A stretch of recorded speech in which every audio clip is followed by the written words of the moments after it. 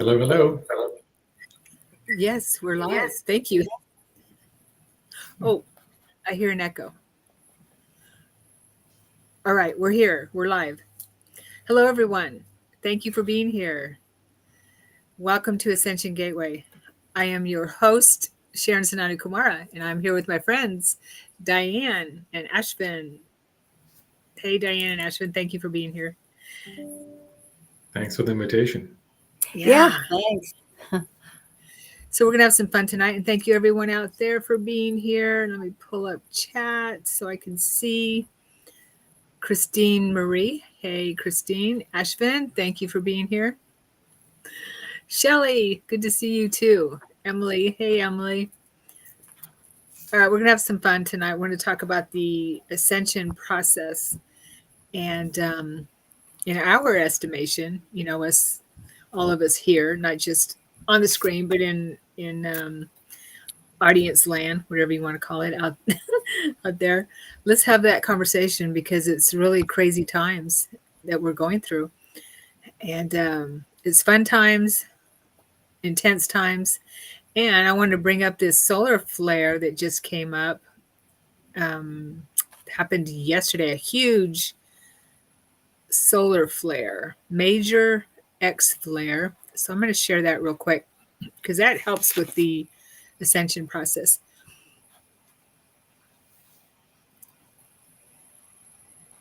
After I share this, we'll introduce ourselves. Okay. Where's the share button? Did I lose it? Oh my gosh. I just used it. Where'd it go? Everything disappeared on me. Where did it go? Screen share. There it is. Okay.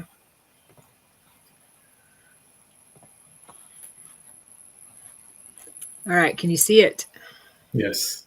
All right. So I'm going to play this. It's only a minute long, but this happened yesterday afternoon, and this is pretty major. This is awesome.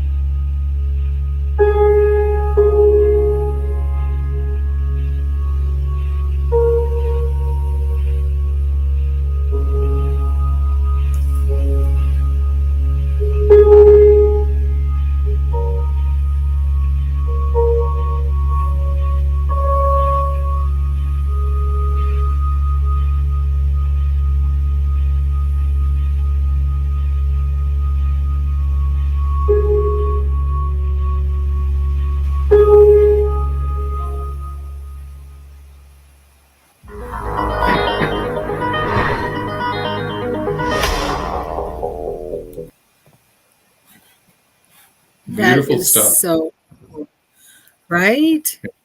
It's enough to make you forget about what's going on our planet for a moment, which is a good thing. But it is, yeah. This is why I am moving in and out of frequency here because of that solar flash that we just had. You see how everything's Man. Yeah, that's a good really one. pulling it in. Yeah, now you're disappearing. Yeah, she is. She's finally disappearing Yes. on us. Okay. Coming through the portal, in and out of the portal. I'll try not to move. But Ashvin had his background up, and I just had my plain curtains in the back, and I'm like, I want something cool. And this computer, unfortunately, isn't like my other computer that's strong enough to do something without showing the ascension process in real time. Okay, You're doing it. You're showing us the ascension process by fading in and out. that's right. That's what it's all about. Is our Turning corporeal yourself- bodies. Yeah, turning yourself inside out. Mm-hmm. Yeah, into pure light. There you go. Sooner or later. All right, so let's talk about who we are real quick, and then we'll start talking about our thoughts and feelings on the ascension process. Diane, why don't you go first? Who I am. Well, that's a process. That's a process. Okay. An ongoing process. But okay, right now, my name is Diane Quinn, and I have been studying actually even since I was little because my mom used to tell me things. And then I ended up in several communes, one very large one.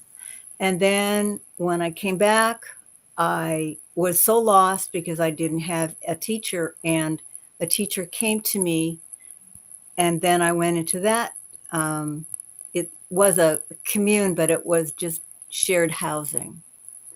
But we worked. So you're in the world, but not in the world. But you're not of the world. So I've had studied a lot of meditation, a lot of good things, a lot of bad things. You know how life is. So, and here I am now, still learning. Nice. Like I said, it's a process. Mm-hmm. It is. Yeah. And even my ascended master teacher says he's still learning. So it's an ongoing thing because so many things are changed. Everything changes. Right. Like the universe, like what you just showed, that's a huge change. Oh, and I wanted to mention, thank you, Diane, that in the article it said that Australia, in that area of Australia, and I don't remember where else, in East Asia, they had some electronics blackouts because of it, because of that solar flare. So it hit them there, in that part of the world. Well, that's interesting because remember, Cuba had a blackout. They did. This was hit yesterday. Cuba was like 3 days ago, I think. Yeah. Right? Yeah. Yeah. Have to and look. They still don't even know what that was. It just blew up the power. Interesting. Yeah. All right. Ashvin, would you introduce yourself? I sure will. And we've got to come back to what Diane was talking about because I think it's an interesting topic. Continuously learning, things are changing. Yes. But hi, hello, everybody. My name is Ashvin. I am an empath, intuitive channeler. I've been a sensitive person ever since childhood, and I do readings. I use tools such as tarot and oracle cards. And I'm happy to be here today and be part of this. I'm looking forward to having some good conversations and doing some readings, drawing some cards. And I just want to call out, we got a couple of people, one from Canada and one from Portland joining us. Yeah. Hi. Hey, Sandra. Hannah. Hello. Hello. Thanks for being here. And for those, if anyone here that doesn't know me, I am Sharon Sananda Kumara, and I'm also in the Portland area. But I work with people all over the world, as we all do, because we can communicate with people all over the world now, thanks to the internet. We can connect that way. And this Ascension thing started for me, or awareness of it, 20-something years ago, 22 years ago, I believe now, 23 years ago, somewhere around there. And I realized, okay, what the heck is going on? Now I know why I'm here. It helped me wake up, whatever I went through 20 years ago. And it is a process. Thank you, Diane. It's a process. It's not a destination. Even the ascended masters are ascending further and further. And it's, ascension doesn't matter where we ascend to. It's still a process for us to achieve higher inner levels. And that's really cool. But the good news is that we are moving out of the yellow ray, which would be the third dimension, the third solar plexus type of energy, into the heart, the fourth ray, the green ray. And that's how we're ascending into a higher frequency from the yellow ray of empowerment, disempowerment, what the solar plexus embodies doesn't mean we're not taking that with us. We're taking all of it with us, but moving into the heart. Yeah. You don't have to take your shoes. No, you don't. You don't have to take your luggage. You don't have to take any of that. Nope. Just let go of it. So that's why it's so important for us to clear those lower energies, right? And make sure that our chakras are flowing and fluid, so we can move easily up into the heart. And it's amazing time. Yeah. Mm-hmm. I think it's worth considering that all of the range, the full spectrum will continue to exist, because there are going to be people who still need the lessons of the denser Sure. energies. And then those who are continuing on a journey to refine their energies will have the option of either moving on or, it's multiple parallels. It's the multiverse. It's being able to exist simultaneously in multiple places at the same time. So some may still keep some of themselves, parts of themselves, in um, the denser energies, while also exploring the finer energies and the ascension process. Because in essence, everybody's going through ascension. We're just at different levels of it, different spectrum of it, right? Mm-hmm. Yeah, totally. That's how I understand it too. Is that we people that are awakening to our true selves. Those of us who are awakening to our true selves are helping people that are also here on that journey of awakening in some way, somehow, because we're all ascending together. And I just see a visual of it as we clear our stuff, because Mother Earth is ascending. So we we're gonna, when we're on this planet, we're gonna have to go with her sooner or later. And so I see us ascending with the planet, and pull, how you pull people up with us, the energy of people, their souls up with us. And if there's fighting and or resistance, then someone else can take hold, that's maybe can help them, give them a leg up. Does that make sense? Because I see things energetically rather than Yes. on a physical level. I From think that, it's like popcorn. It's like pardon me. popcorn. I feel that it's like popcorn.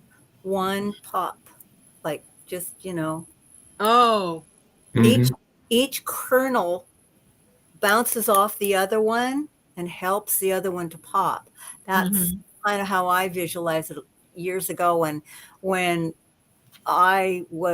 we were all talking about the ascension process and how we could all ascend. I just visualized it like popcorn.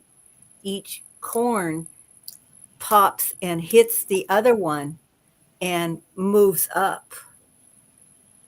pops out of the 3D realm. Yeah, Christine says, "I'm eating popcorn right now."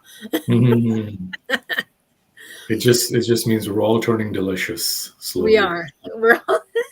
We all have to pop sooner or later through that hull, that hard shell, sooner or later. I like that yeah, analogy, Diane. that's kind of what I thought. Yeah. And the my teacher told me that the three places that they going to lift up the earth have they're in place. They haven't put the fourth one there yet. And I asked him, well, when are you going to do that? And he goes, oh, when we feel like it. Oh, That's the way they talk. Well, when we feel like it, whatever, da, da, when da. we're ready. Yeah. Right. So it has been done before, but he laughed when he was saying this. He said the first time started the ice age because it didn't work. So we go to plan B, plan D, plan F. They just kind of just rattle along. Okay, that's no big deal. The next time was the flood.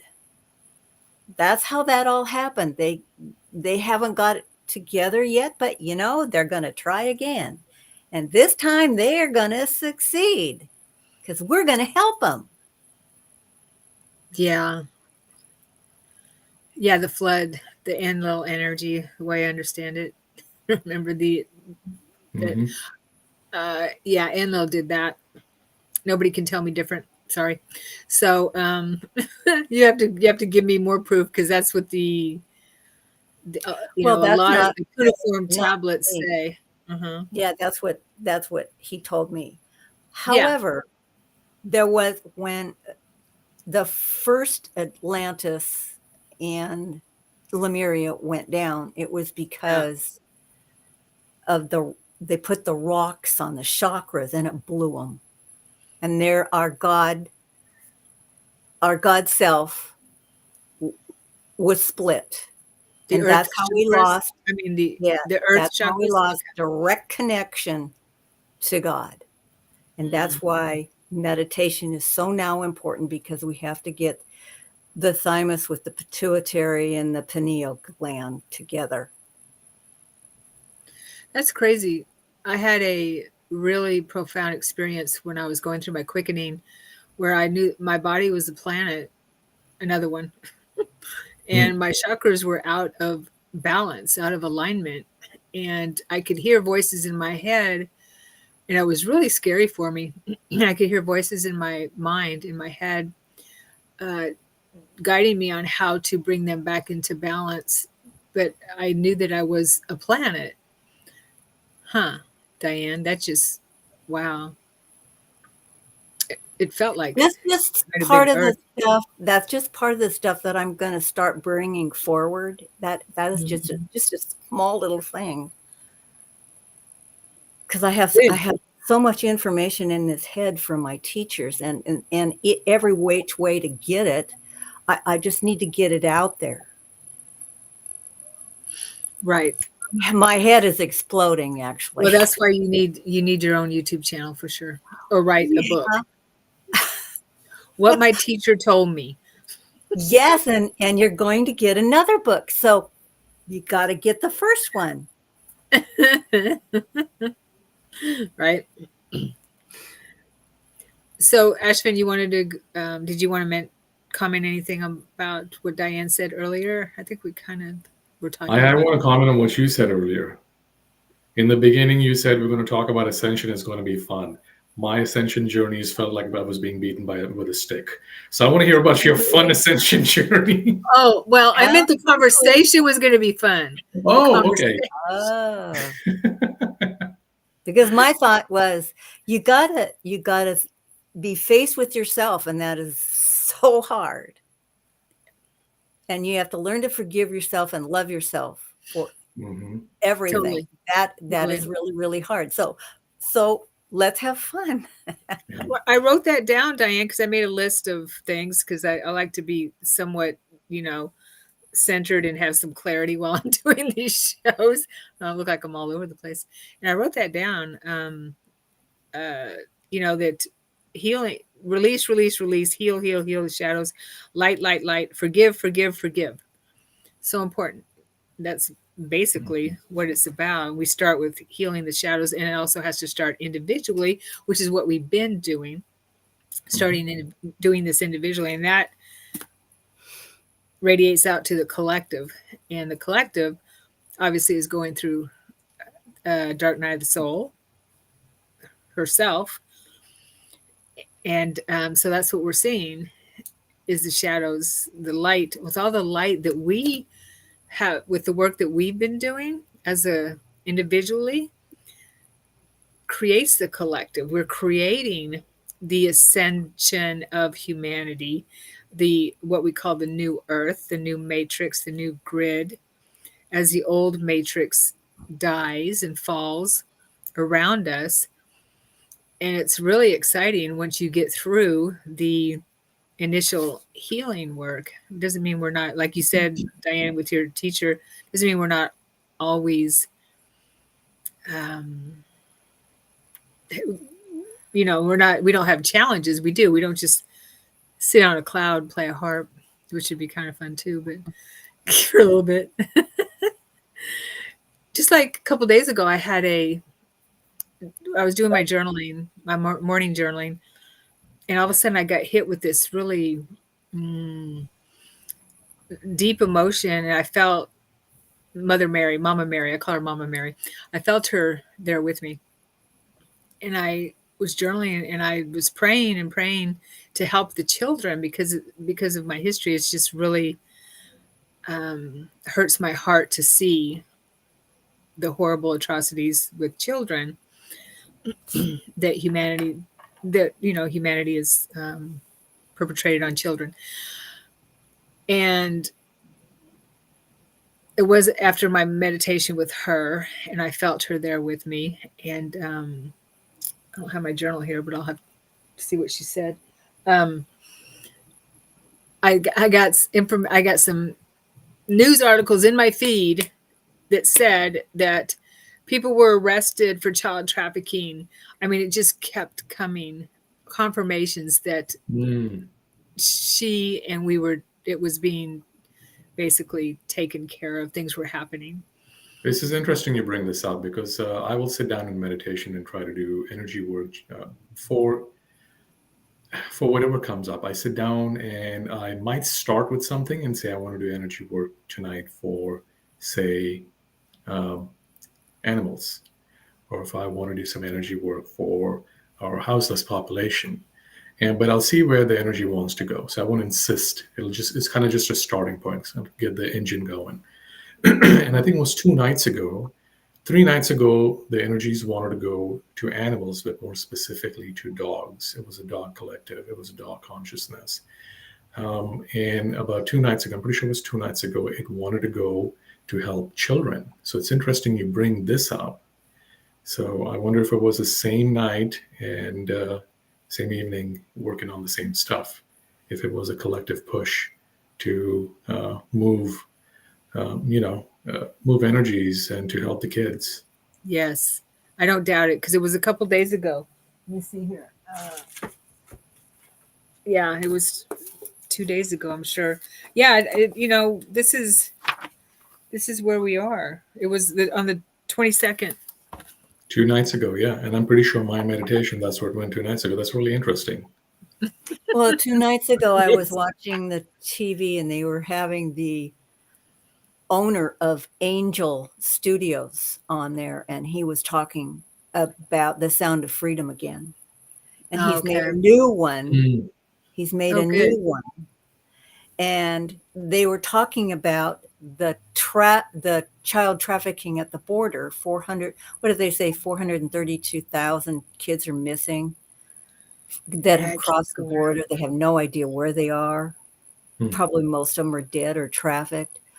But they've got underground tunnels, evidently, that these kids are being taken through, and nobody knows where they're going after that. Yeah. So he talked about that in the movie. That's what the movie's about. Yeah, Sound of Freedom. But the second one, Sound of Freedom. Yeah. Yeah, the second one he said is more than that, but his whole life work is for these children. Good for him. Yes. Yeah. I'm glad somebody's doing something at that level. Yeah, there's a lot of people that are. You just don't hear about them. Like Tim Ballard, and that was what the first movie was about. It was about his work. Yeah. It's the ugly part of humanity. It definitely is, and that's what's coming. That is, I believe, what's flushed out through the ascension process. That's being flushed out. Yes. Yeah. Totally. And I believe that Christ was talking about that ages ago, a couple thousand years ago, but he couldn't actually come out and say it. He spoke in parables, right? And because he couldn't come out and say it, just like people in our modern society couldn't come out and say it. I mean, people were made fun of if you called a conspiracy theorist, things like that. If you talk about child sex trafficking and that type of world, and but now, I got the T-shirt as a conspiracy theorist. It says, "I told you so." I actually made it. Yeah. It's happening more overtly in social circles where it crosses boundaries where it shouldn't be, but it's socially allowed, and we're seeing this being fleshed out, for example, in the music industry and the entertainment industry. Like Yeah. P. Diddy. Right. So we're not talking 5-year-olds, we're talking teenagers, but it's still As well. Oh right. yeah, So them too. All of right. them. So Yeah. so in the entertainment industry, they're trying to skirt this by uh, staying close to that 18-year age, but they're still talking about minors who are not quite there yet to make those kinds of decisions and shouldn't be put in those positions. And it's being flushed out quite openly, which is good. But there is an entire underground of organized crime where this stuff is not seen and this Right. stuff is happening, where these large numbers of children will disappear. Some of them will go to forced labor of some kind, of the others. Others will go into sexual servitude. And we're doing this. This is, part of this, why we need this ascension process, as it's called, is that we've got to move through this and we've got to move up if we have any hope of collectively changing things. And so you're still going to have these people running these organizations, these organized crime, essentially. But it's the collective, right? It's one thing if one person, one agent in Homeland Security, a small groups try to do it. It's still worth it. They're obviously making a difference. But when the collective wakes up and says, "I don't think we want this anymore," it completely shifts the game, which is this ascension process, as it's called, right? I mean, we're talking a collective shift, even if it's baby steps at a time for some people, even if some people actually resist and they either want to stay there because they're comfortable with what they know, right? Rather than have any kind of change. But we're getting to a point, I think, well, there's so much awareness with the whole music industry thing. It comes into your awareness and you're like, oh, shit, this is happening. These are people we sometimes idolize, and we're paying money for their products, their services, their entertainment. And it's a start. At some point, it'll hit the collective consciousness at a level where we're like, we want to look deeper. What's going on with all these other kids? What's going on with organized crime? What's going on? Why do we have so much money going out, whatever, 11 billion, 9 billion to FBI alone, and all the billions spent across the country on police force and state police and all of that, and still having this issue? Why hasn't it been shut down? We will get there. And this is that process. And this is a good example of how collectively we're still either turning a blind eye or being ignorant to what's going on. But we ourselves as humans are doing so much damage to ourselves, right? I mean, if you take the concurrent life theory into account, and not past life and future life and incarnations, if you take that, your soul concurrently may have 4, 5, 6 versions or bodies that it's living in incarnation simultaneously. In this time, you could be the kid who's being trafficked. You know what I'm saying? We're just doing this harm to ourselves. We don't realize it. We have so much separation where we think, oh, it's not me, so somebody else is getting hurt. No, it's all us. We're a collective. We're doing this to ourselves, and we have to help ourselves, and we bring ourselves out of this. I just read yesterday that there was a policeman that was arrested for sex trafficking children. Yeah. I don't. Yeah. I'm not surprised. Yeah, I I'm mean, not look surprised at because they go into professions where they can, or right. yeah, or it We've comes. seen, The opportunity comes up, and it's all about money. It's all about money, and of course, the sick people that will pay for children. And to what you were saying, Ashvin, I was trafficked in this life, so it doesn't have to be a different one. It was this one as a child. So yeah, it happens in places you would never even think about it happening, but we don't want to look at it. That's the thing. It's too ugly for us to look at it. We don't want, we're like, oh, it can't happen in my world or my child or whatever. And they don't want to see it because it's just way too ugly. But right. it's just like working through our personal shadows. We have to, it doesn't say we have to get involved or anything like that, but we have to know and understand and see what's going on in the collective, and it's because we haven't been paying attention. we've been distracted with Disney movies and, and TV and, and all the stuff that we do and on our electronics, TikTok and stuff like that. We've been distracted. Of course, that was recent, but it's been recent, but there's just so many distractions. And that's the whole idea. Right. Well, we live in duality. This whole social Mhm. media, electronics can also help solve the problem, right? So it's once again a choice on our part and choice of the collective of what we want to do. And we're moving in that direction. I'm sorry to hear you were traffic, Sharon. I didn't quite realize that. Well, Didn't that was notice. part of my memories that, I don't share all of them, but yeah. And that's why I was begging Mama Mary, you know, when is this going to end? What, it's just, when is it going to end? We need It's a help. good question. Yeah. Thank you. Yeah. And I think we're getting help as part of this ascension process. The energy is coming from the sun. But there's an entire world on the other side, right? On the astral planes and other planes of beings ready to assist. But there's got to be consent and there's got to be engagement, right? So, like when you sit down and you talk to Mama Mary, that's you asking for help, you're asking for engagement. There's consent from your part to bring forth this energy. And you're seeing the news articles then about what potentially has happened at the shift. And I'm sitting there and I'm doing this, and the energies are saying, this is where we want to go and this is what we want to do.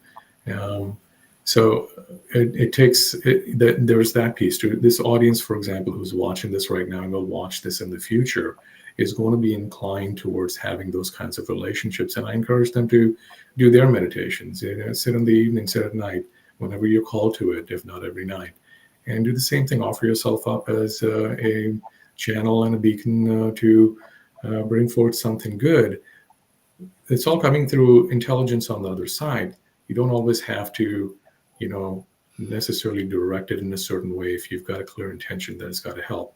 It'll come through and it'll know where to go, because there's also, speaking of consent and engagement, think about the kids. They're crying out for help. So Hmm. those voices, those voices are being heard by the other side too. So when these energies come through and they're like, we want to go there, it's because there's call for help, but there needs to be more people sitting around, opening themselves up, channeling to this, and letting the energies do what they do. And we're always going to need both. We're going to need those people who join law enforcement, pack the guns, and break the doors and rescue the kids. And we need people like us who will sit down and say, "Oh, we're going to do energetic work, and we're going to set intentions to bring forth things that are not quite visible to the eye, Right. but effective too." Yeah. Yeah, totally. There's always something we can do to Right. help with the ascension process. And Yeshua always asked me to, during my meditations, to see us in that space where we're whole and there's that kind of, there's no wars, there's no trafficking of children, any human, any trafficking whatsoever. That space, that place, and just see us, that see that future part of us, but see it in the now, in the now. And that's what brings us to it, and brings that and builds the matrix. Our Right. So thoughts that's build. right. This is an important piece you just brought up, because we hear a lot of this stuff in the context of manifestation and manifesting things that we want, objects, right? Or we want money, or we want this and that. But the same principles can be used if you want to truly create the world that you want to live in. So essentially, it's that, right? You're manifesting the world you want to live in. You're visualizing the world. I did this, and it's still with me because it's still relevant to me, but I did this in 2020. And I have it written, I can pull it up, where I said that I wrote this out, and I don't remember exactly how I wrote it out, but essentially, I want to live in a world where um, people have the resources that they need to really reach their full potential. So let the kids have medicine and food and support till they come to adulthood, for example. Let there be no poverty. Let there be no homelessness. In the context of, not in the context of let's just throw money at stuff and be free. The context of everybody have what they need to reach their potential. And so, you've been through some rough stuff, and I've been through the homeless journey in my younger years, which gave me a real good view into what's really happening on the streets with people. And it's not a simple thing. And homelessness is generally end result of something else that's going on in a person's life, right? So homelessness is not, you're not solving homelessness. You're solving something else that resolves the homeless problem. Yeah. So it's along those lines. Let people have all the resources they need. Let's so that we can build this world where people are happy and living to their fullest, and are fully productive, and really have come into their own. Yeah, and people watching this, once again, I encourage people to do those manifesting exercises and do them for all the things that they want in their personal life, the things that they need, but also sit down and do that. And what do you want your city to look like? What do you want your state to look like? What do you want the world to look like and be like? Perfect. Yes, definitely. Yeah, for me, it starts individually and then it radiates out, because that's where it starts, is at home. What does Gandhi say? Be the change you wish to see in the world. Right. And then I think, right. And then I think Michael Jackson sang "Man in the Mirror" after that. Man in the mirror, totally. Yeah. I just watched a Michael Jackson video today. Did you? Yes. He was a good entertainer. And then there was John Yes. Lennon, Imagine. Imagine. Mhm. Yes. The greats, for sure. Well, So, yeah, go ahead. I was going to say, I wasn't expecting us to go in this direction in this heavy stuff today, but why It's not? never expected, right? Yeah. Well, it's part of the process, is healing our shadows. And, when you look at the global population, it's from the 40,000 foot view or whatever, the higher view from our ascended space. We can see it as how we look at our, because we're all one. So we see the Mhm. global population as our future selves, or see it as if we're looking at our self, our personal life, and our personal shadows. The the global collective is our personal shadows from the ascended area, the ascended space, that frequency. So there's no them and us kind of thing. It's when we're ascended, we don't look at humanity as separate from us. We look at humanity Mhm. as That's the us, one. Yeah. is one. Yeah. So the shadows are just like our shadows here, that, are kicking and screaming to be transmuted from dark to light. Yes. Okay, here's an example of what you're Okay. saying. My teacher said that the Brotherhood thinks of us as one collectively. Mm-hmm. When Rajneeshpuram went down, they felt that it was the whole collective that brought it down, not just a few people, but it was all the thoughts, all the collective beings together, because as they felt, we were all one. And that's what brought it down, not just one or two, several people. Right. So if you look at it in that context, Ho'oponopono, which I met that guy, I was actually roomed with that guy who did that book. Dr. Hugh Len or Joe Vitale? No, Joe Vitale. Vitale. Okay. Yes. Hmm. Manjushri. That's how I know him. Right. He was a disciple. Yeah. Yeah. He slept right next, not with me, but next to me in the same room. Come on, Diane, spill the beans. No. No, he actually, he was only there for a couple of weeks while I was there. So Okay. anyway, so the thought, if you think about that, our collective thoughts for so many years of living, millenniums, have come to this stage. And now what do we do with it? Right. And we are That's doing something. Yeah. I believe we're doing We- it. we- Yeah. right. Because we're like, we knew this was coming. We've done this before, like you said earlier. Yeah. We're Before going through 5 these cycles. We're going through cycles, and hopefully, the goal is to move further and further inward towards source, because that's how we get higher in frequency. That's what Ascension is all about. That spiraling line of light, and moving toward the center of the sun, the source. But we've done this all before, just different avatars, different, ways of looking at what's going on, or different understandings, different levels of awareness. Well, yeah, Most of it's us are kind of probably like asleep. Yeah. that how humanity views Jesus. It history has a problem with it because it happened 4 times, 4 different times.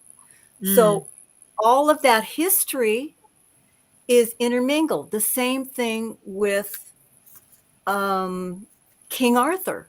That also happened 4 times. So all that history is intertwined and intermingled, and it's hard to decipher what really happened at the last one, which made it move forward.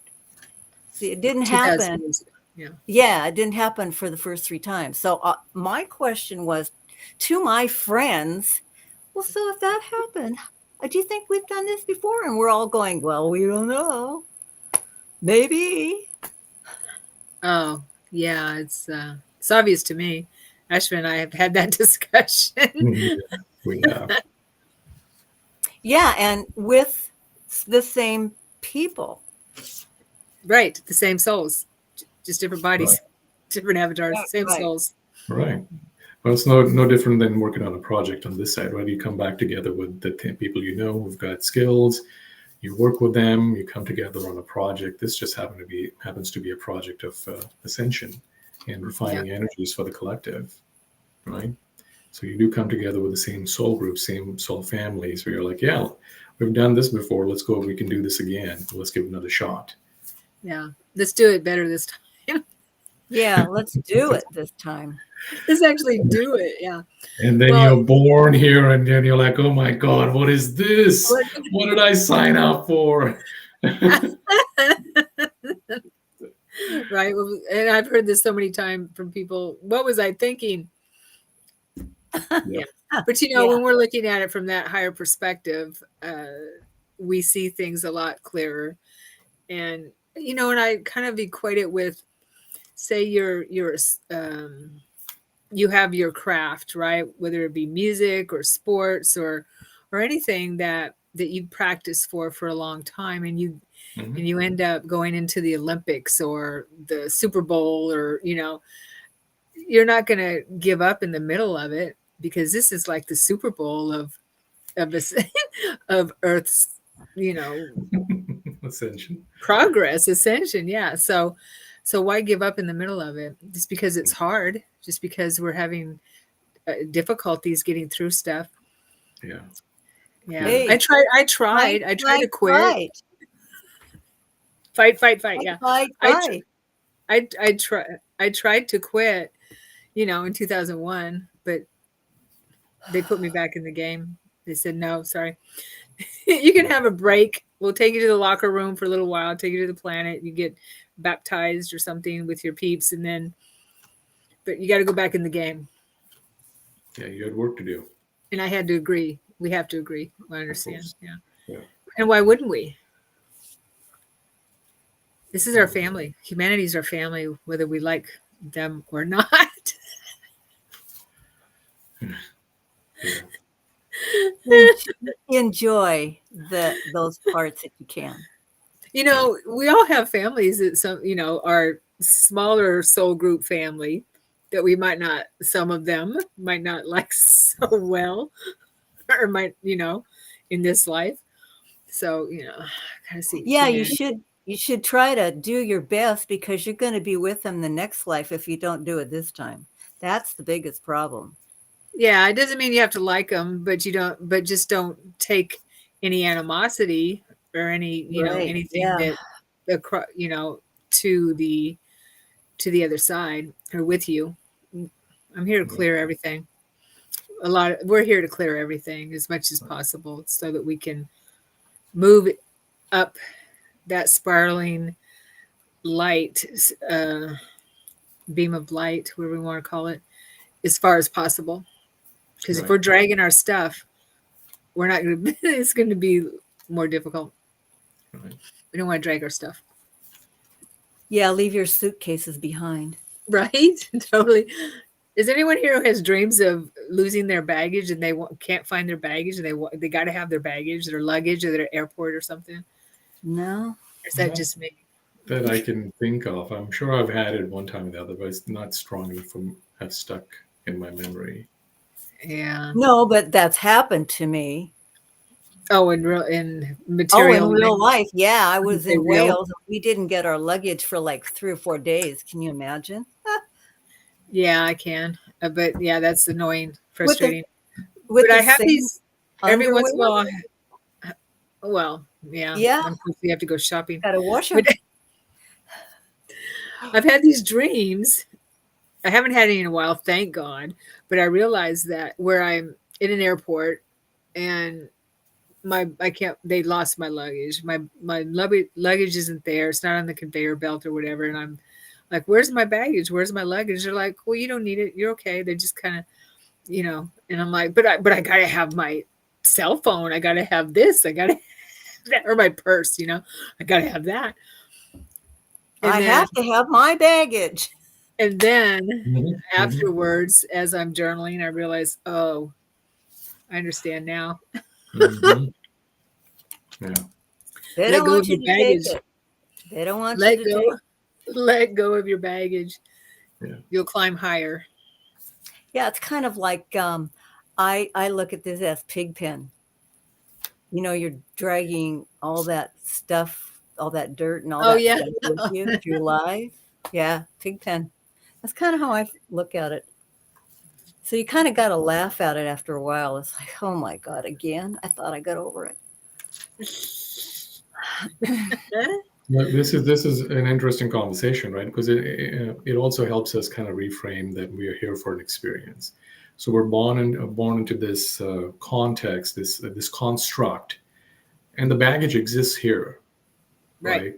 And when you're done and you're getting on the plane and you're done, they're reminding you, well, the baggage belongs here. You were born here to deal with the baggage, and now you're done. You don't need to take it with you. So I think that's a wonderful dream, right? Oh, I know. It is. Yeah. Once I understand it, it is. When I'm in the middle of it, I'm frustrated. Yeah. And we're so used to having the baggage. It's part of us almost, you know what I'm saying? We're like, this is me. We're used to having our stuff. Yeah, we identify with it so much, and then we get reminded, no, you were born into quite a dense place with a lot of baggage, but then you do get a chance. You can open up the bags and work through the stuff, but when you're done here, you'll have to leave the bags. You get to leave the bags. You don't have to take them with you. And you were talking a little bit earlier about being on the other side, and what are we thinking before we come here? And there's a part where there's, you said that we see the bigger picture, but there's a part where we're slightly disconnected too. It's like standing on the side looking at a roller coaster going, that looks like fun. And then you sit in it and you end up throwing up and you're like, what did I sign up for? Right? But the ride comes to an end and you're like, wow, I'm glad I got on that thing, even though I threw up. It was worth the ride. And the other thing is that when you do ascend, you get to come back here and play with everything. You can leave it, you can take it, you can leave it, you can take it, but you're having fun. It's in a different realm. You don't need to have that stuff anymore. You don't need that purse. You don't need that, God forbid, cell phone. And that's the whole thing. And your communication is through telepathy. And that's how it used to be when we first came to this planet. It was all Right. telepathy. And Diane, I'm we're going to be moving honest. there. Well, I'm Go going to ahead, be Ash. honest and say that I'm glad that's kind of muted, because my God, I would hate to hear everybody's thoughts right about now. Yeah, that's what I say Yeah. about our guides having Oh, to listen yeah. to us. But we're moving that way now anyway. If we focus and if we're good meditators and Yeah. we work at clearing our channel, clearing our mind as much as possible. We don't have to be perfect, of course, and be Yeah. empty vessels, but as much as possible is good. We are communicating telepathically, just like Ashvin, you and I with the children. Yeah. So we should expect it. Yeah. It's not abnormal. It's No. normal. Yeah, It really is. Because like you said, Diane, we used to communicate that way. And we're communicating that way now anyway, already. But we just think of it as abnormal when it's not. It's normal. Mm-hmm. We're getting It's back like to it. when you were kids and you were talking about the same thing, and all of a sudden it's jinx, you owe me a Coke. Right. You Yeah. know, that's kind of how it is. When you're friends or when you're around the same people, you begin to think of the same things, and everything comes together because you're actually reading that friend, Yeah. that person. Your energies are merging. Yeah, totally. You're becoming one. Yeah, cards. It's time. Awesome conversation. Yes. Awesome conversation. Thank you. Yeah, totally. And I So know there was at least one that's person who that's the asked for a state that's reading. the state of the union for Ascension, the state of the Ascension Union for Ascension, Ascension talk, Ascension update. And the update is we're doing it. It's happening. It's All happening. aboard. Yep. All Shift aboard. happens. Mhm. It's a process. It's a process. It's not a destination. It's a process, and we're always Processing. We're always processing. processing. Yeah, totally. We're always processing. But we're always moving. And what I've learned is that the high we can. It's a lot more difficult to move up in frequency than it is to lower our frequency. So that's why we want to get as high as possible. And like you said, Diane, and then we can visit lower frequencies anytime we want, but we know how to raise our frequency and go to our home frequency. We want our home frequency to be a much higher frequency. We can lower it to help people or do something that, we feel we need to do for whatever reason. But yeah, that's what taught me that in the very beginning. He gave me affirmations about moving through realms with ease, the 9 realms with ease. Yeah. All right, who wants a reading? Yeah. Who wants a reading? Stuff.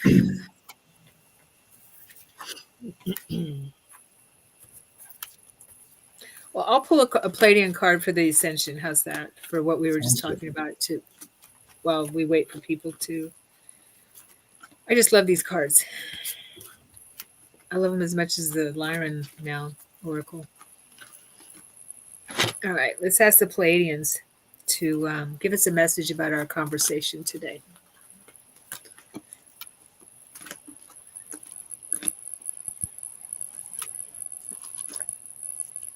Universal knowledge, number 11. Haha. Well, can't see it because of my Ascension background here. It's a pyramid. No, it's sand. Looks like a pyramid. Universal knowledge, number 11. Number 11. 2 ones. 11 comes up for the ones come up for me a lot.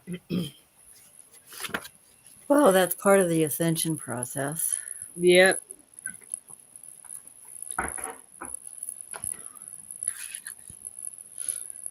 Do the short version. Here's a temple. Okay, so it says that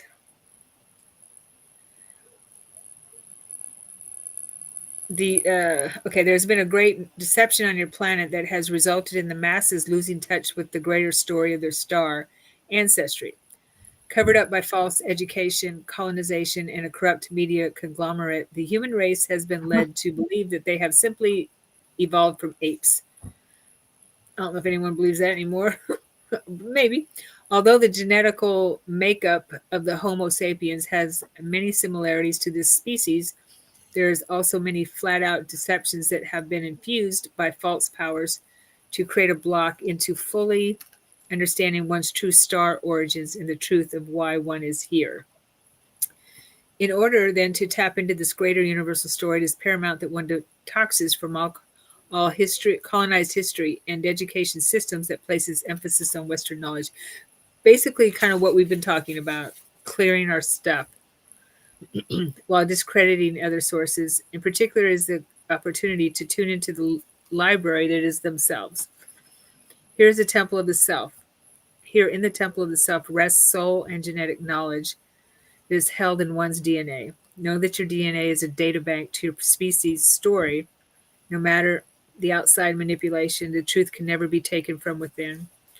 The card of the universal knowledge arrives when there is a greater story that needs to be presented, which is currently being withheld. Now is the time to question, seek beyond what is told, and explore the truth of what you think you know. Do not fall blindly into any narratives of what is presented. The star guides are imploring you to not blindly follow what others are saying, including us. Do your own work, do your own homework.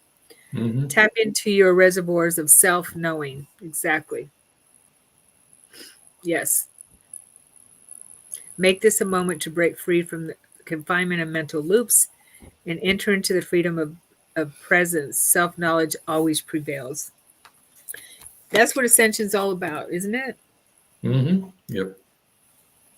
Trusting your inner knowledge, going within, not finding your answers out here.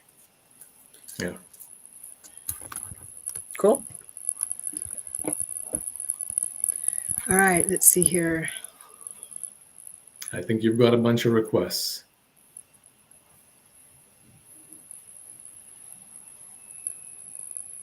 Who's first?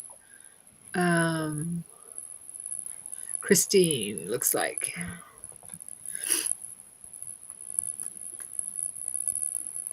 Who would like to go next? Oh, you mean between Diane and me, who wants to draw a card? Diane, you want Yes. to go next? Oh, okay. So, you want me to read Christine? Sure. Yes. Oh, You can use a card or Christine. you can just do it on your own. It doesn't have to be a Oh, card. Christine pretty much knows it all anyway. I mean, seriously, she does. Christine, are you a know-it-all? Okay. Okay, Christine, let's see. What do you need? You want to find out for your highest good? Oh, gee, you know that one. Okay. I'll help you. Actually, you need to help me. Okay, here I am. Oh, wow. Christine, more rods. 3 of rods. Triangle. See the triangle on the back of the guy's back? You're not holding it in front of the camera, Diane. Oh, hold But on. I got it. there you go. Okay. See the triangle in the back of him? It has like tassels, fringe. Yes. Quit looking backwards. I'll answer for Christine. Yes. Yeah. Okay. Christine.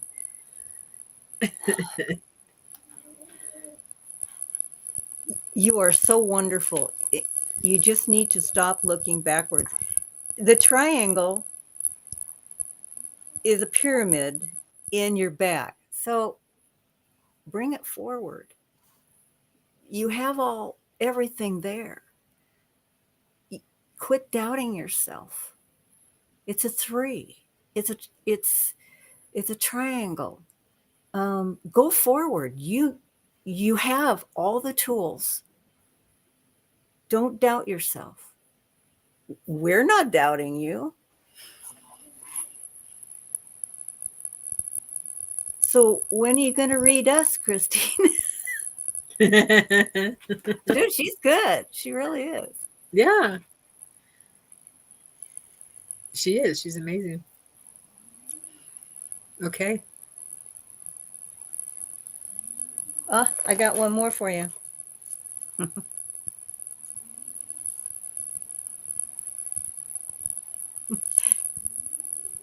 Temperance. And of course, I think I pulled this one last time for you. It's a 5. It is. You can change it. You have the ability to change it for your highest good. Drop your baggage, because that's what we're trying to do too. You change it. Try to meditate on your baggage for your highest good. You'll be okay. We have faith in you.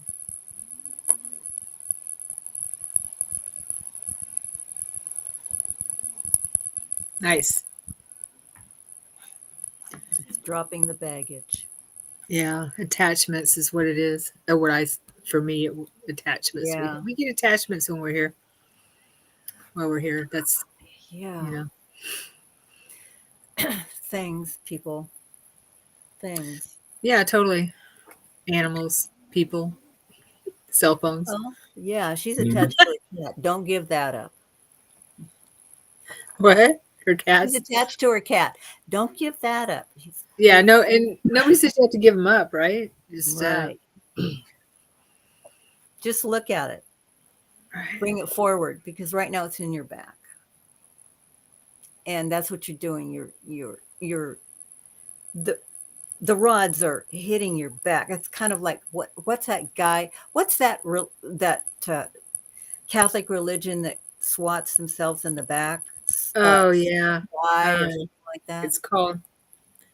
It's oh shoot, I forgot what that's called. Stepus die or something like that. Stigmata, not stigmata. No, that's stuff here. That's when you get the apparitions of Stepus die or something like that. I can't remember. Anyway, that's kind of what you're doing to yourself. You're beating yourself up. It's okay. Okay. Thank you, Diane. Emily is next. Ashvin, would you like to go? I will go. Emily, you like to listen to us, so we'll do a little bit more talking for you. All right. So I'm going to pull your card out of the deck, Messages from Your Animal Spirit Guides. So we chose to be human. There's souls out there who chose to be animals and plants, birds. And they bring their own energy and they bring their own wisdom. And let's find out what kind of message the cards have for you today. What's popping up for you? So let's shuffle. Let's ask for a card that's best for Emily. That's my guides, your guides, the collective guides, to pop up a card for you.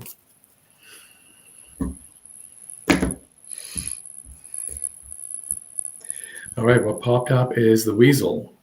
Be silent, pay attention, and simply observe with your eyes, ears, and physical feelings what is happening inside and all around you.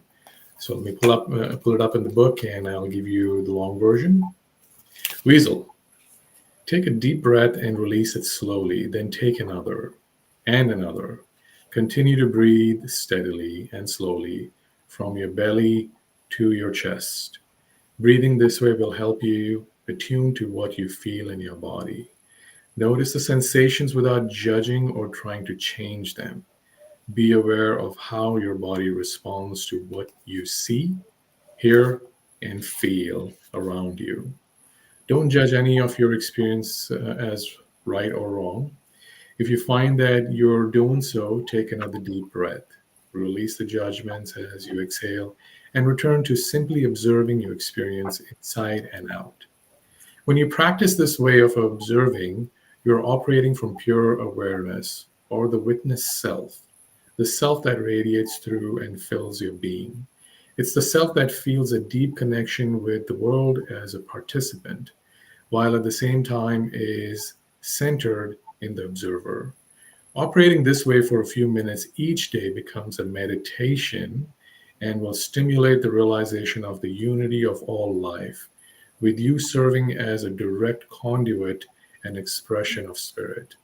When you're connected to spirit, the natural world speaks to you and you become sensitive to the energies of the earth.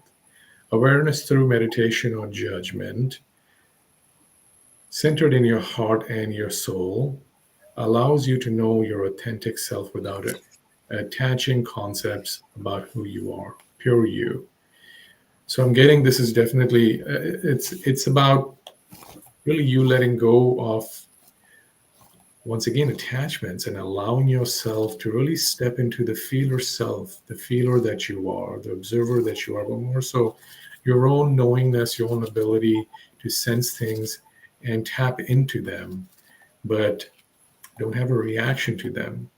Don't judge them. Just sense them, feel them, and let that part of you really be present and exist. That's the message I'm getting.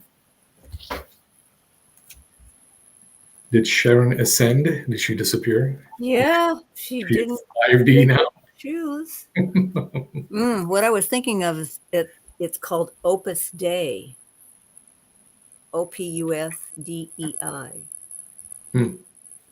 And that's where they beat themselves. Oh, okay. Opus Dei. Yeah.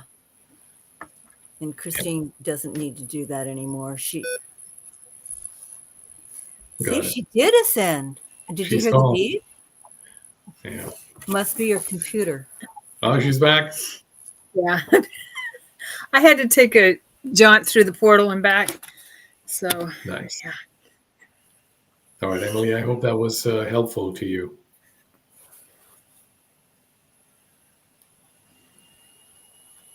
She So I says, remembered, yes, Sharon, it's called Opus Dei. Opus Dei? Yeah. OPUSDEI. Oh, okay. Something. Oh, when they do self-flagellants kind of Yeah. thing? Something about, Self-flagellants. yeah, I think it's like giving yourself in front of God, beating yourself in front of God, which is just really stupid. Right. But Like God wants us to do that. yeah, Not the God I know. no. Not my God. All right. So that sounds like a really good reading for Emily then. Who's next? Lucy. All right. So I'm going to pull out the Palladians again. For Lucy.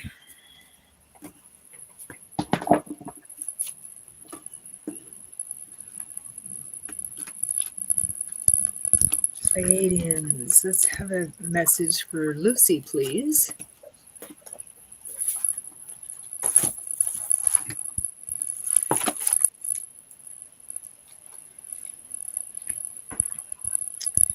Okay, what came up is number 25, Alcyon, the star Alcyon in the Pleiades.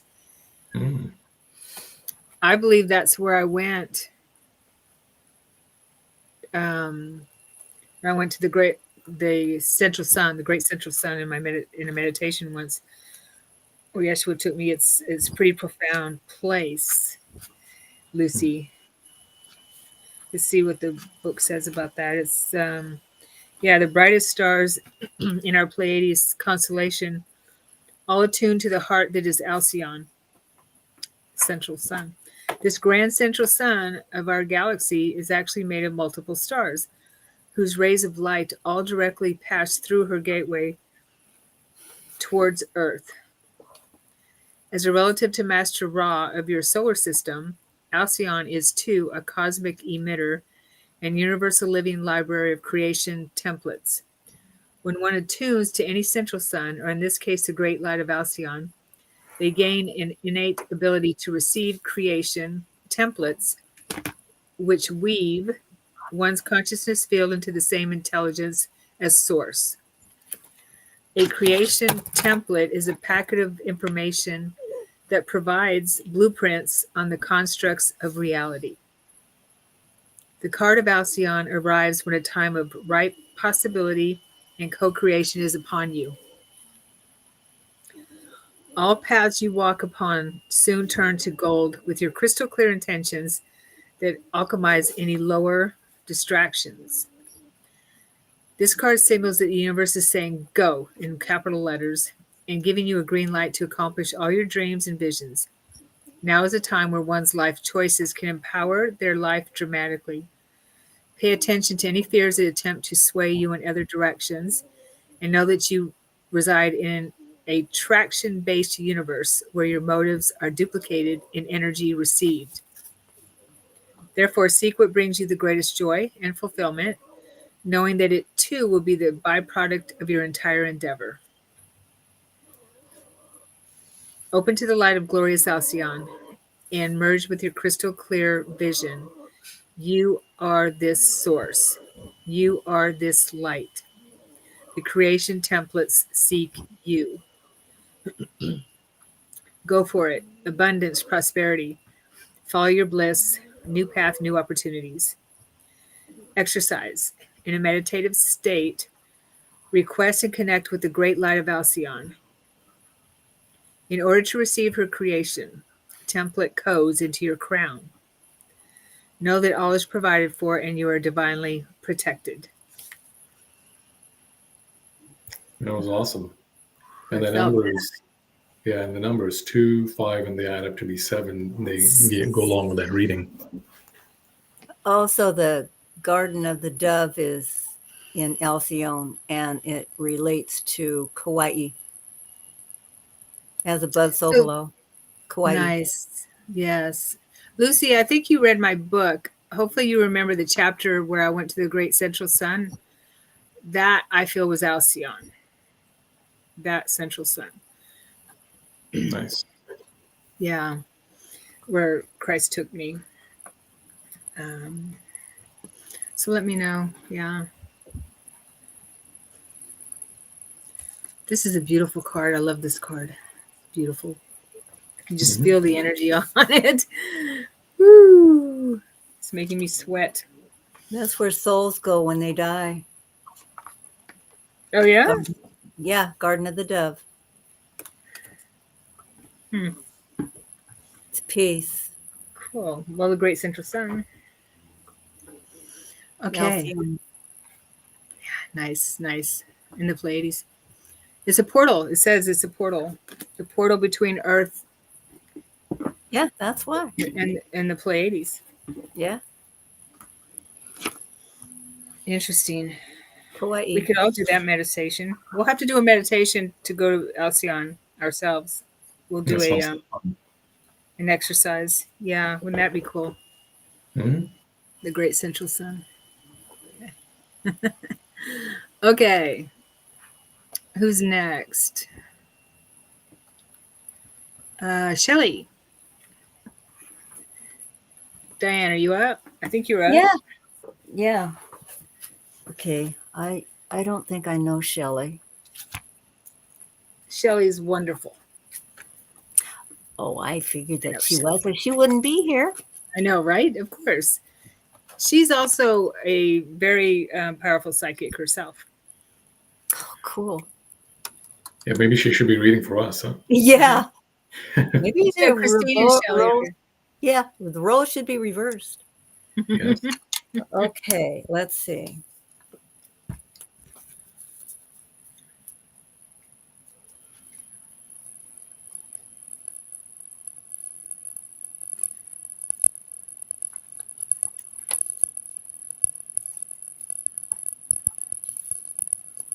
Okay, this is interesting here.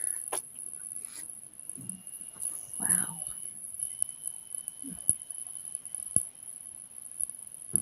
Okay, the first one I have is death upside down. Oh boy. That's a good one, actually, on a positive side. Oop. Let's see. Because I've got two other cards here, so I need to.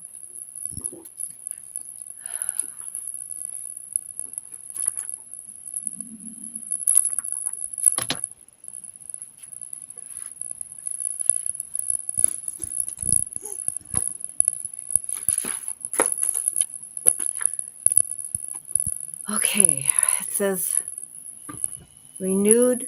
You need to renew your life energy. You need to get more rest and a little more self love. And the Eight of Cups is the next one.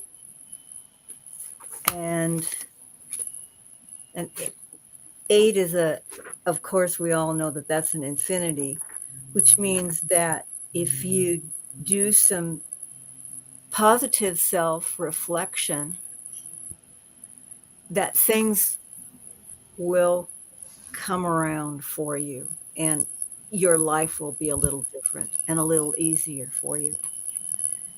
And then I got temperance, which means, yeah, which is interesting in itself. It's a 5, and that means that you have the ability and you can do this.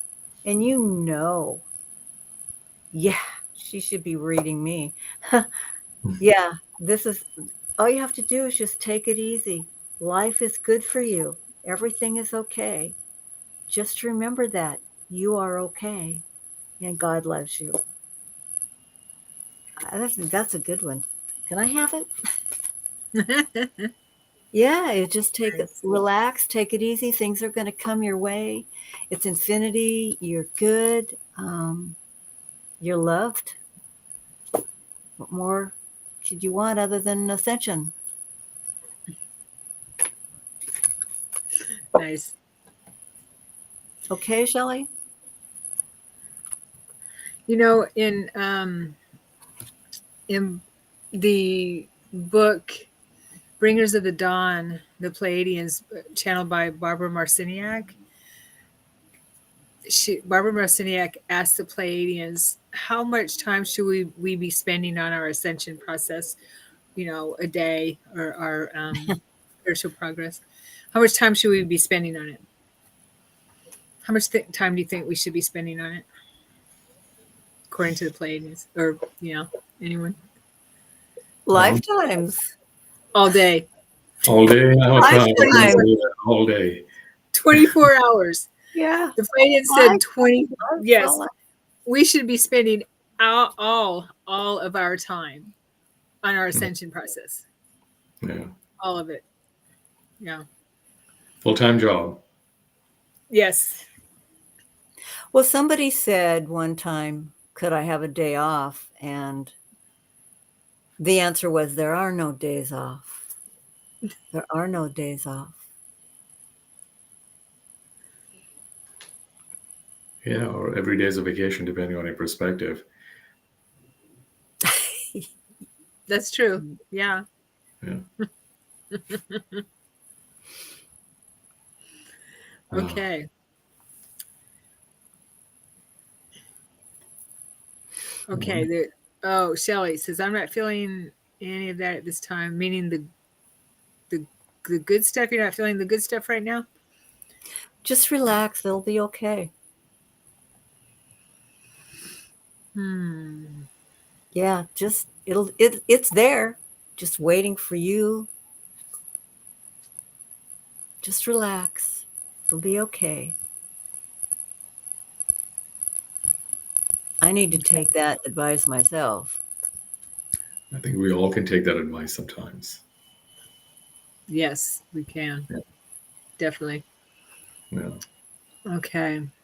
Well, So Shelley, I hope Irene, it switches for you and you can feel the yeah. good stuff. Like Diane said, just relax into it. sometimes we Get forget a to take care of massage. ourselves. And that was what you said in the beginning, Diane, of the reading, is to make sure to take care of yourself, Yes. to pay attention to yourself, pay attention. Because if I know Shelley a little bit, she tends to want to take care of everyone else and forget Oh, about yeah. herself. Yeah. So Yeah. that was Basically, that was the whole thing. That yeah. was, and if you just relax into it and start taking care of yourself, the end result will be the good stuff. Well, you start yes, feeling the good stuff. Because when we're depleted, right, and when we're not focusing on keeping ourselves in tuned up, like our cars can't take us anywhere if we don't keep them tuned up, right? Don't take care of them. We can't take ourselves in a good place. That way, we can't really be in a good place for others around us if we don't take care of ourselves. So, yeah, Shelley, it's okay to say no. I know that if I'm going through a stressful period of time, I have to begin to eat differently. And I know I need to just take some time, even if it's just 2 minutes for myself. Yeah. Yeah, what we put in our body is super important. Yeah. Super important. Okay, so let's see who's next. What have you been hearing all day, Irene? You said I've been hearing that all day, Sharon. Tell me what you've been hearing all day. I think you're next on the list.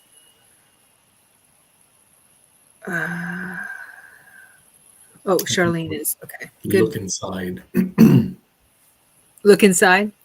Mm-hmm. Oh, okay.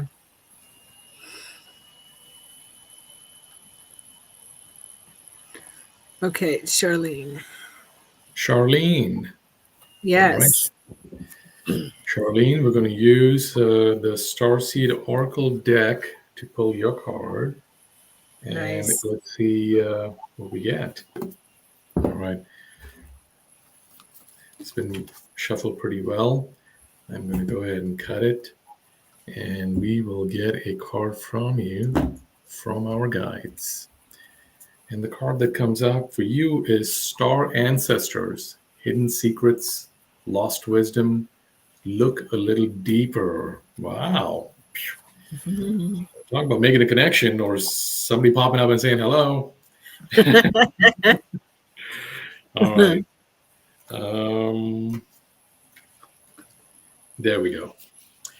The ancients knew much more than we do about our connection with the stars. Their pyramids, temples, and other places of worship, created in precise alignment with the stars, exist in all corners of the world. What if this ancient wisdom is available for you to uncover now? You're being called to think and listen with your ancient heart and soul, to tap into the part of you that remembers and knows. All ancient secrets are whispered forever in your ears. All mystic knowing blooms in your heart. All potent power pumps through your veins. Wow. You're being invited to step into your ancient knowingness, to be held by the rememberings of the star ancestors, to look a little deeper. If you're feeling stuck, you're being called to do something different, to change your point of view.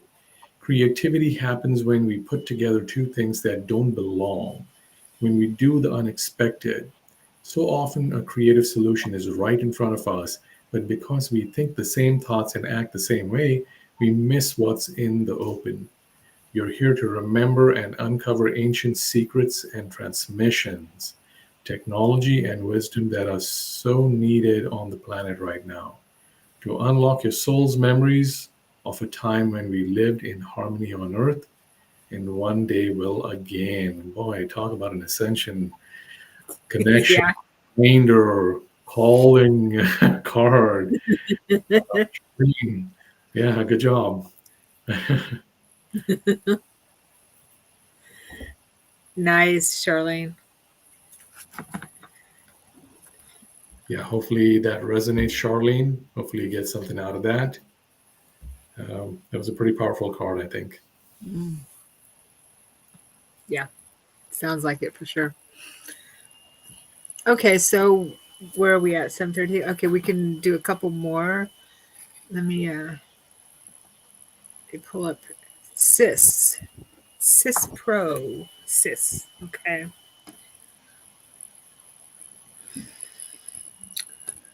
This is not the amateur sis, it's the process. It's the pros. Yes, that's right. All right. From the Palladian deck, I pulled number 33, Lightning Boy.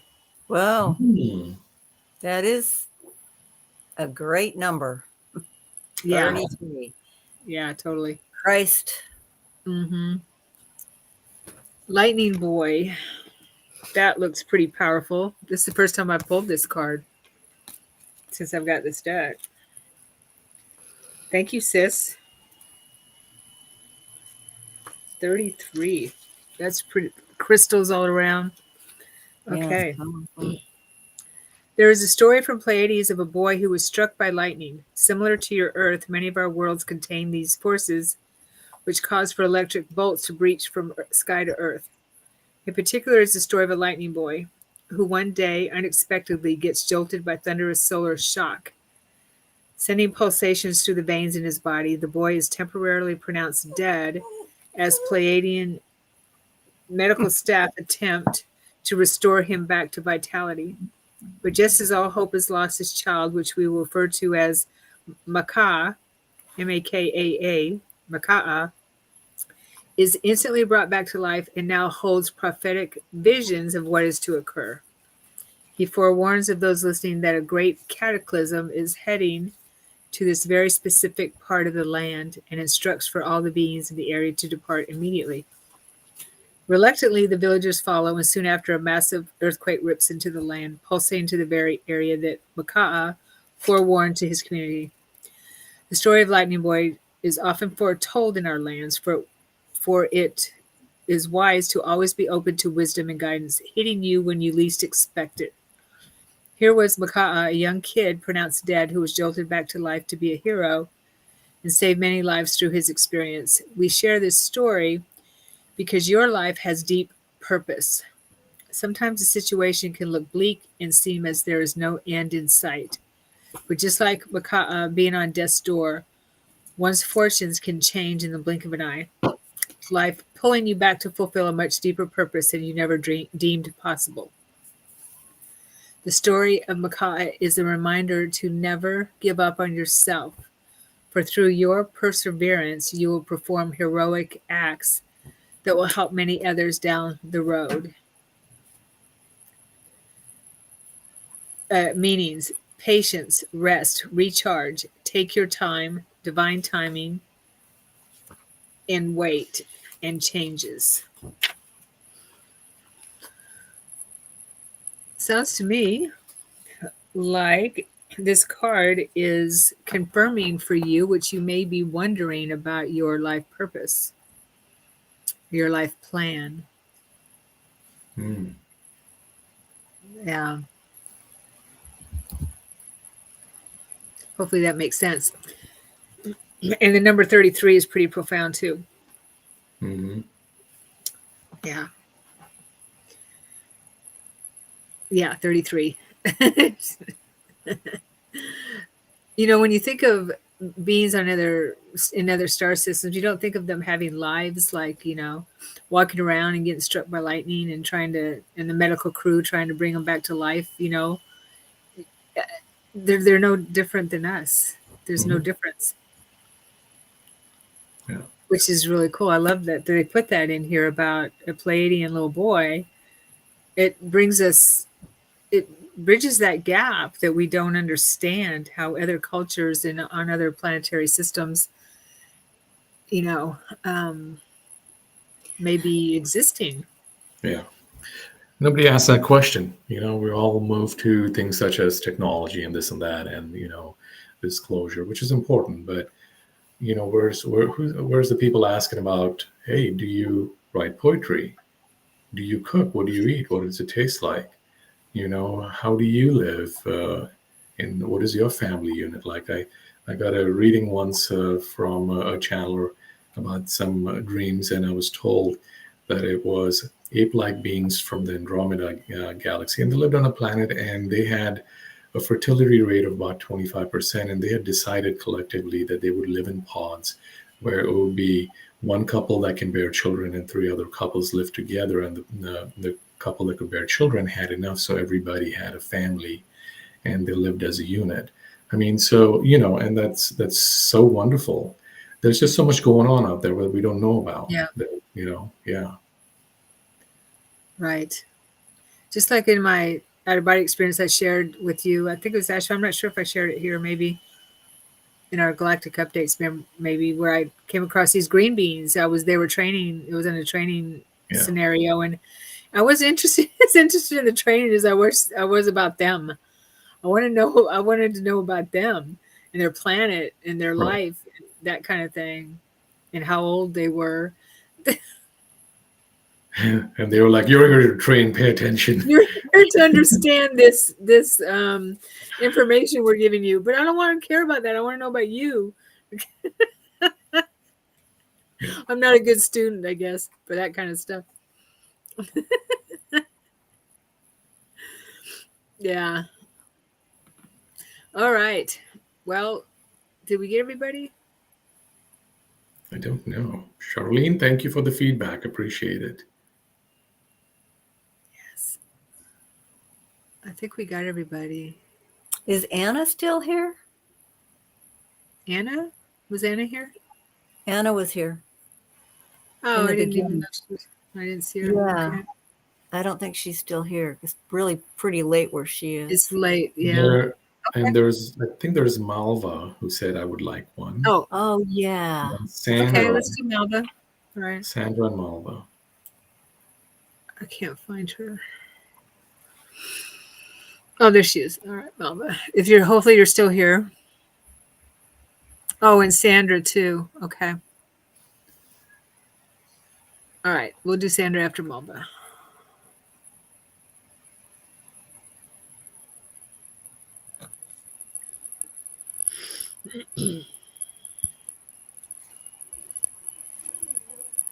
Or is it you, Diane? Who's up next? Oh, Diane. Well, I think you were meditating. I thought you were meditating on Malva. I was thinking of Badana. But who? Banana? Anna. No, Anna. Oh, about Anna. Yeah, about Anna. You said banana. Why are you thinking about bananas? Okay. I'm not. Good. All right. Okay. Okay. Bananas are good. Malva. I don't know Malva. Great name. Yeah, that's a pretty cool name. Okay, let's see.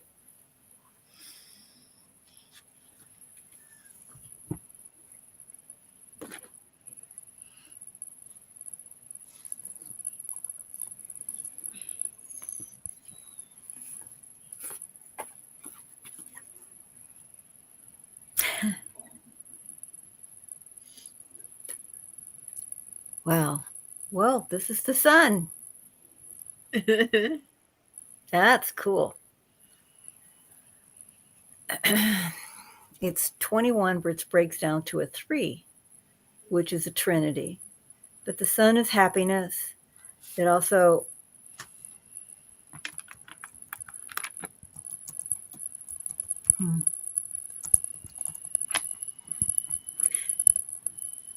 you're having a hard time being happy. That's what I'm getting. And the universe is telling you everything is okay. And I pulled another card, which is King of Swords, upside down. And so that, I'm actually going to have to look that one up because I hardly ever pull that one. Okay. King of Swords, which is, wow.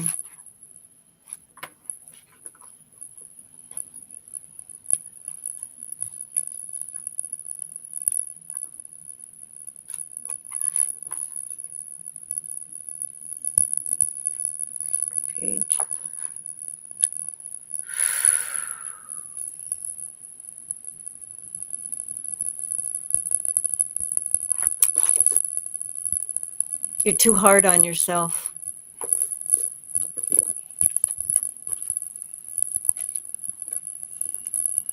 The sun says you're trying to find happiness, and happiness is already within you. Um, the King of Swords upside down is mean that you're beating yourself up. Again, you're too hard on yourself. The sun says you're a wonderful person. Everything will be okay.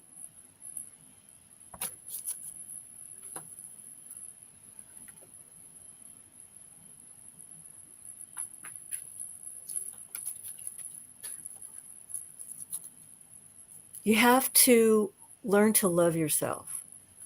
And that is a big process for us all. It's the ascension process.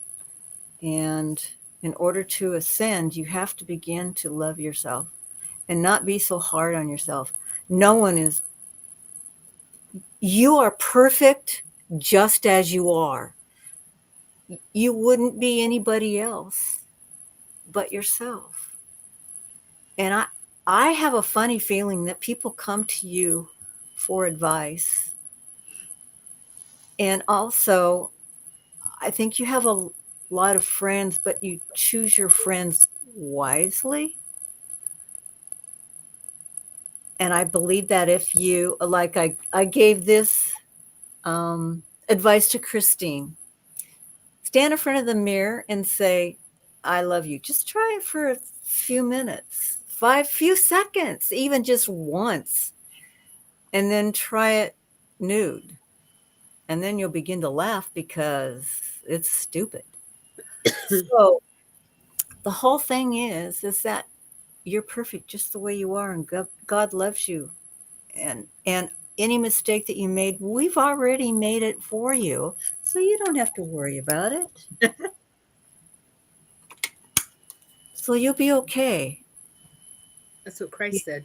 You just need to sit back.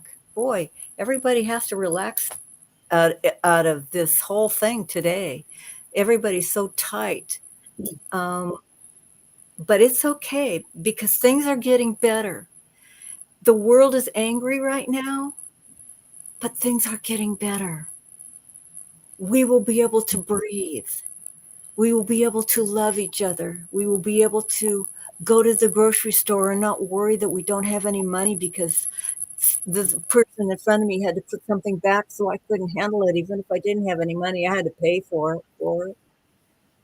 She was so happy, but that's okay because I needed to do that. And that helped me move forward as well. So she went away happy no matter what. And I believe that that's the kind of person that you are, Malva. That's why people come to you for advice. But I wouldn't worry about it because, like I said, you are perfect just the way you are. You're in the right ballpark. Beautiful. Yeah. And self-love. Yep. Yeah. It's the biggest process in the ascension process. But just relax. Like I said, things are happening. Things will be okay. Because your neighbor is angry doesn't mean you have to be angry. I have a neighbor that I have to give jokes to just to make her feel better because she's so angry about things. But it's okay. And don't take on other people's problems. That seems to be something that is an empath. Yeah. There's a huge empath behavior and trigger. Yes. Yeah. You have to learn to, when you take it on, you have to learn how to get rid of it. Wash your hands with salt and water. That's part of the process. Epsom salt. Can I say something, Diane? Because I've had to deal with this. Absolutely. Because I think this is right. So if Malva, if you came across somebody and they had a a handbag, you wouldn't take it and make it yours. It's the same with their problems. It's theirs, not yours. Don't be stealing their problems from them. If you can do something nice to make them feel better, go ahead and do it, but don't take their stuff with you. And I speak as an empath. I didn't even know what that word was. I didn't understand it. And it's taken quite a lot of effort, and it's still a work in progress. And learning, first of all, how to discern between what's mine and what's not mine, first and foremost. And then learning to give up the shame and the guilt of feeling this and feeling then, because you don't know if it's not yours. And you're like, oh, why am I feeling this? I need to solve this. But if you figure out it's not yours, then you can say, I give this up, and I'll give this up with some love. I'll give this up with some intention that the person who this belongs to finds some help. But you give it up. It's not yours. So it's a big thing for empaths, especially empaths who may not fully realize they're empaths and may not realize that they're taking on other people's stuff. And they take on other people's stuff and then try to solve it as if it's their own. Yeah, Christ taught me really easy rule. If it's negative, it's not yours. Doesn't matter what it is. It's positive, it's yours. Keep it. If it's negative, if it makes you feel bad, it's not yours. Let go of it. Let it go. Release it. Let it go. It's not yours. Right. It doesn't matter Right. what. Right. And even when we pick up positive stuff, we have a tendency to let it go, right? I mean, if you have a great laugh with somebody, you don't hang on to that for 5 days trying to laugh again. You enjoy the moment, you had the moment, you walk away and you feel good. But with empaths, a lot of times when they pick up something negative, they're like, oh, why am I feeling like this? You've got to remember it may not be yours. Let it go. It's not yours.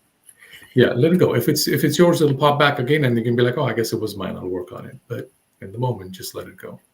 It's all, even if it's what we consider ours, it's still in the past. It's past stuff.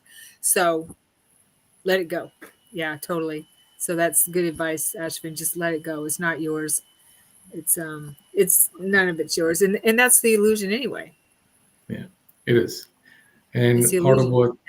what, right. And part of what healthy empaths have to learn to do is create healthy boundaries. The thing is that so many people want to dump on you, like right. give their problems to you. Right. They walk away feeling great. You walk away feeling horrible. And Yeah. I know this one also, you end up becoming like a dialysis machine for other people's energies. Yeah. Because they don't deal with the core issues that's bothering them. They'll feel better because they threw up on you energetically. But then when they leave, they're eventually not going to feel good again because they haven't dealt with their stuff, which is the reason you have to give it up and say, this is yours. You know, you can just claim it. My name is Malwa. That's not my stuff. Thank you so much. And move on. And you can always send good wishes, good intentions, love, light to the person. You don't have to be hurtful, mean, or uncaring. You can be. You just don't need to take on their stuff. You don't need to be the dialysis machine because then they'll be back next week and they'll be like, I'm feeling shitty. Let me give you this stuff. You'll make me feel better, but I'm not going to deal with my real core issue. And then they'll be back, and then they'll be back. So it's their stuff. Don't take it on. And if they do dump on you, just kind of be like, oh, not my stuff. Thank you, but no, thank you. Give it to Christ. Right. Give it to God. Give it to God, to Christ. the universe. He's got big shoulders. Give it to Christ. And you can give it to Christ and say, this is bigger than what I can handle, or this person needs help. Can you give this person help? Here you go. So you have the compassion, you've got the kindness, and you're helping them in the way you can, which is really turning this over to the greater consciousness that can help that person. Speaking of Christ, have I mentioned my book yet? No, I have you a haven't. book. I wrote a book, just came out, and it's about my experience in my NDE with Christ, called Awakened Soul, up here in the corner, right there. And it's on Amazon, and I think you'll enjoy it if you don't have it and you haven't read it yet. I have read it, and There will be a quiz next month. What? There'll be a quiz next month. And whoever answers the question will win a prize. Oh, thank you. The next book? A free copy of my next book. No. So Melva, does that help you? Yes. I answered for her. Okay. Hopefully that did. That was good stuff for sure. Just give it anything to Christ. Just give it to him. That should help Shelley too. Same thing. Just give it to Christ. Okay, so let's see. We got who? Sandra. Okay. All right. Sandra, I'm going to pull a Pleiadian card for you. For Sandra. Ooh, number 14, portals. This is beautiful with an owl right there. Flying through from the portal. What's the number? With the moon. 14. 5 or 14. Or is that the Earth? I can't tell. Number 14 for Sandra. Portals.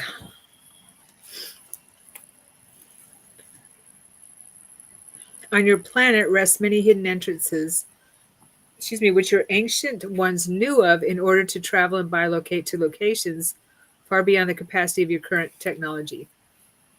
Often found in mountain caves, cenotes, or other access points that point inward, many were teleported instantaneously across opposite spectrums of the planet via these portals. In space, these portals also exist, which many of your scientists refer to as wormholes. These wormholes are well known to star crafts who utilize them to traverse to different parts of the galaxy and enter into alternative universes and dimensional fields with grace. And just as our universe has many locales where space and time is bent beyond normal reality, so too do many doorways exist in oneself to access information and achieve tasks at greater speeds than thought possible. The portals card arrives when the universe is hinting that something you are seeking to accomplish can be done at a much faster rate than what is assumed possible. Within our universe, there is much magic that defies traditional logic. By becoming aware of one's limited beliefs and shifting one's intentions, life can shift more rapidly and manifestations can occur with grace. Whatever the case, now is not the time to fear or hold back, but to move forward and allow for the genius of the universe to find you the wormholes for all of your results to come to fruition rapidly. Enter this gateway and don't look back, as we are assisting to bring rapid transformation into your life. This speed is not based on anxiety, but in confidence in knowing the secrets and magic of the universe. Additional meanings: time shift, miracles are happening, dreams coming true, gifts, abundance, prosperity, and speed. Woo! And Sandra says she's the 5th birth path, and the numbers add up to 5 on that card. Yeah, 13. 1, 4 is 5. 5 birth path. That's awesome. Nice. Yeah. So looks like you're on overdrive right now there, Sandra. Accelerated path. Yeah. You're driving the speed racer through space, through your inner portals. Pleiadians are saying they got your back, though. So, there are ancestors. So they have you. You're one of them. They got you. Go for it. Go for it. I think it's go for it. Go for it was one of them. Yeah. Go for it. Go for it. Portals are fun. Okay. I think that we've got one more here that came in. Hopefully that resonates, Sandra. Huh? Abby. Abby. Okay. Abby. Okay. Here we go. Diane. Well, that was Ashton. All right, I'll go. Oh, I went in front of you. I'm sorry, didn't I? No, but this was perfect because Sandra's name, I saw it in the queue and I knew it was going to be me, but something said she needs to connect with you in your deck, so it was perfect. It happened naturally. Of course, see, we were talking telepathically. Right. And so, Abby, I'm going to draw one from this deck. It is the messages from your Animal Spirit Guides Oracle cards. All right, so let's see what the cards have to say, what kind of wisdom and guidance that they offer. And actually, a few different cards wanted to jump out for you. I don't know if we have time for all of them, but we'll start with the first one that popped up. It is Snow Leopard. Ooh. Take some time out of your usual life and spend it in solitude, is what it's saying. So let's read a little bit more. It can be difficult these days to spend time in solitude, to unplug, to get off the electronic grid, and find a quiet place in or near nature. Yet it's important to do so at this time. Turn off the phone, computer, and television, if only for a few hours. Although you may feel a little anxious and restless when you first do so, these feelings will pass. Use the time for contemplation and meditation. It's not isolation, it's solitude. Solitude is a conscious and loving choice to be alone for a period of time, while isolation is a habitual and reflexive coping pattern to avoid discomfort and intimacy. If possible, take a full day by yourself and just do whatever you feel like doing. Whatever length of time you spend in solitude, be sure to write as often as you can in your journal. If you should feel guilty or anxious about the thought of doing this, or even while you're actually doing it, use your breath to help you relax. As much as you possibly can during the period of alone time, remind yourself to breathe and relax. Whenever you notice your breathing becoming shallow, take 3 or 4 slow, deep breaths and watch how your tension and anxiety dissipate. Enjoy the feeling of having the sacred space of solitude surrounding you. And remember, you're never really alone. All right, sounds like you need to unplug, take some time. And once again, it's about self care, I think, and self love for you also. So I think it's calling for you to step back from the situation that you are truly enmeshed in. You're just really fully, stuck in, and see the bigger picture. And for that, you will need to disconnect and work on emotional healing. Is the messages I'm getting. So, but that starts with you disconnecting and stepping away and giving yourself some solitude, some time for yourself. I hope that's been helpful.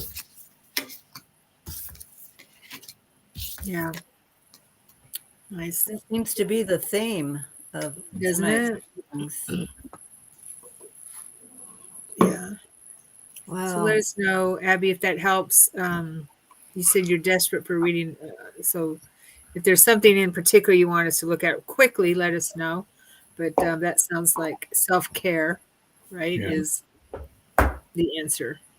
Yeah. So a couple of sessions back, Sharon, I think the theme had been shadow work and taking responsibility and all that. And today we've got a different theme that popped up. Yeah. So, yeah. There does seem, yeah, the trick is, let's see here. Just take a few minutes. Put it on your calendar. That's what I It's have to do. Yeah, just take a few minutes. Romantic relationship. Right. Oh, self-care. Yeah. And some sounds like maybe some distance from the person, and not being so stuck in the emotions and stepping away from all of that. Give yourself the space. Sometimes that's what you need, and enough time to get that space. Because when we're that energetically and emotionally involved with somebody, when we first step away, you almost have withdrawals. You want to go back right away, right? You want to pull that back on that energy. You've got to give yourself enough time to step away and allow yourself some emotional healing. I'll tell you what I did one time. I was so stressed out on my way, and I was working an unbelievable amount of hours. So I got in my car on the way home. I parked in some other neighborhood other than mine, and I just sat there for 5 minutes. And I just took some time for me. 5 minutes. That's all I needed. And so when I went home, I had rejuvenated myself just in those 5 minutes. I could carry on the rest of the day. but I had to get out of my neighborhood. I just drove to some other neighborhood. It really helped.